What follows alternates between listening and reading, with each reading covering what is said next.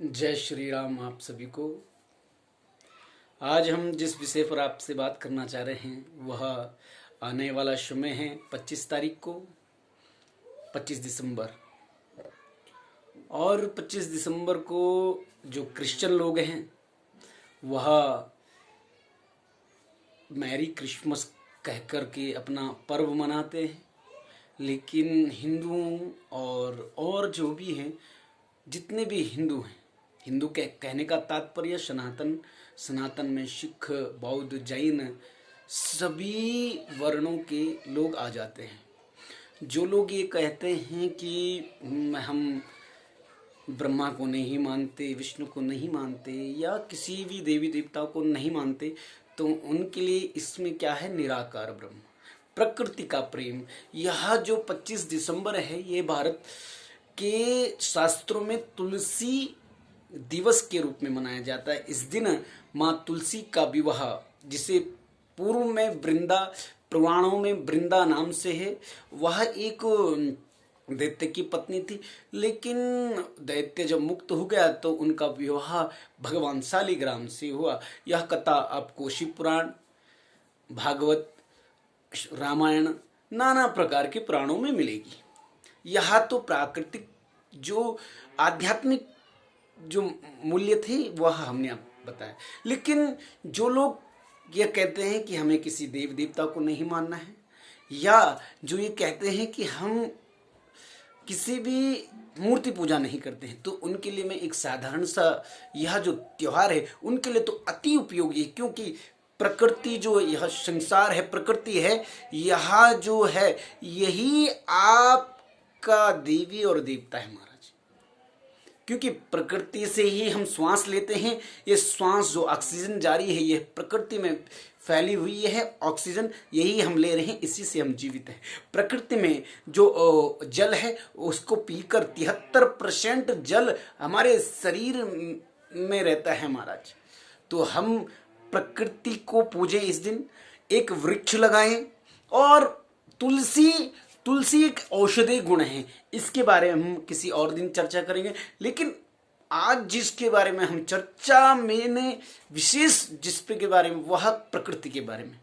हमारे हर त्योहार, सनातन परंपरा के हर त्योहार किसी न किसी सांस्कृतिक, किसी न किसी प्रकृति के रूप में पूजन का है।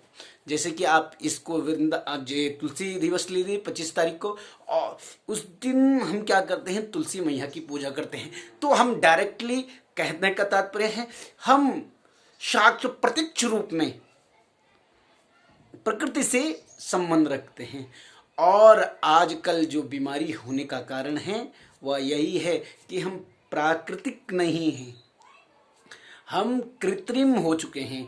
भोजन भी हमारे कृत्रिम हो चुके हैं और रहन सहन भी कृत्रिम हो चुके हैं। तो अगर हम जितना भी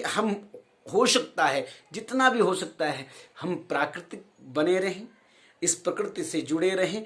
कभी भी आपको मौका मिलता है तो आप उत्तराखंड में आइए, हमारे नंबर पर कॉल कीजिए, हमारे साथ कुछ दिन बिताइए और इस प्रकृति का आनंद लीजिए। हम कैसे प्रकृति के साथ जुड़ें, कैसे अपना मन को शांत करें, कैसे हम आध्यात्म में जुड़ें।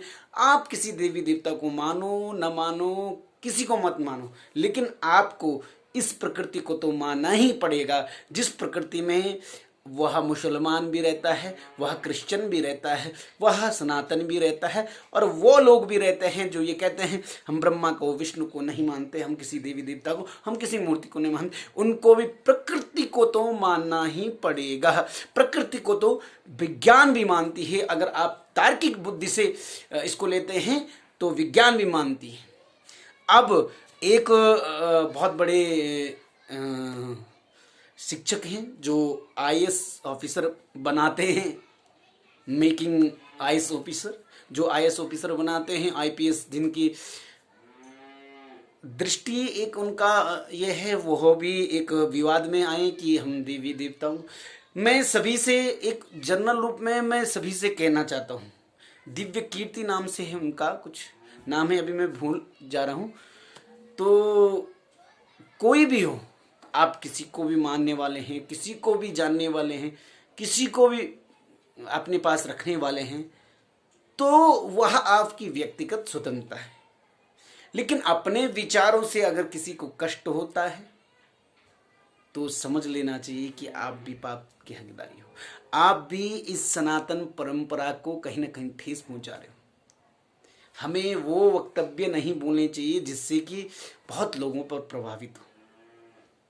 आरक्षण के बारे में हो या देवी देवता के बारे में हो, किसी के बारे में भी हम उन हिंदुओं नेताओं से भी अपील करना चाहते हैं कि जिनसे किसी की भावनाओं को ठेस पहुंचे, ऐसा नहीं कहना चाहिए। हाँ, ये जरूर करना चाहिए कि जो भी हमारे सनातन परंपरा पर उंगली उठाता है उस पर अपने वक्तव्य जरूर रखने चाहिए। उसको सठा साट्यम समाचरे, जो हमारे संस्कृत में एक श्लोक है, सठा साट्यम समाचरे, जो जैसा चाहता है उसके साथ वैसा व्यवहार करना चाहिए, वो अनुकूल है। लेकिन फालतू में कुछ भी कह देना, कुछ समझ बूझ नहीं। आप आईपीएस ऑफिसर हो सकते हैं, आप बड़े बड़े पद पर हो सकते हैं, लेकिन वह जो अनुभव है, वह जो ज्ञान है, वह पुराणों का ज्ञान है, वो कोई व्यर्थ ज्ञान नहीं। तो आज हमने आपसे बहुत चर्चा की। आप सभी से निवेदन है कि आप लोग अपने घर में 25 दिसंबर को एक तुलसी का वृक्ष लगाएं। अगर तुलसी का वृक्ष है तो आप किसी भी वृक्ष को लगाएं और उसकी पूजा करें और प्रकृति को धन्यवाद करें। जिस प्रकार कृष्ण भगवान ने गोवर्धन पर्वत का धन्यवाद किया था कि हे पर्वत, आप हमारी गैया के लिए घास लाते हो, आप हमारी गैया के लिए जल लाते हो, तो आपका बहुत बहुत धन्यवाद। ऐसा आप अगर करेंगे तो आपके जीवन में हमेशा ही हमेशा प्रसन्नता ही रहेगी, आपका कल्याण ही कल्याण होगा, जिससे कि आपके चारों ओर प्रकृति सुंदर बनी रहेगी, आप प्रकृति के साथ जुड़े रहेंगे। जय सीताराम, जय भगवान गंधार देवता, जय काशी विश्वनाथ, जय माँ गंगे। और अगर आप कोई भी उत्तराखंड में आना चाहते हैं, गंगा तट पर तप करना चाहते हैं, रहना चाहते हैं, तो आप हमें संपर्क कर सकते हैं। प्रवेश शास्त्री नाम है, हिमालयन पुत्र प्रवेश शास्त्री इस चैनल का नाम है। आप इसको सब्सक्राइब करें, अधिक से अधिक इस जानकारी को फैलाइए। हर हर महादेव, जय माँ गंगे।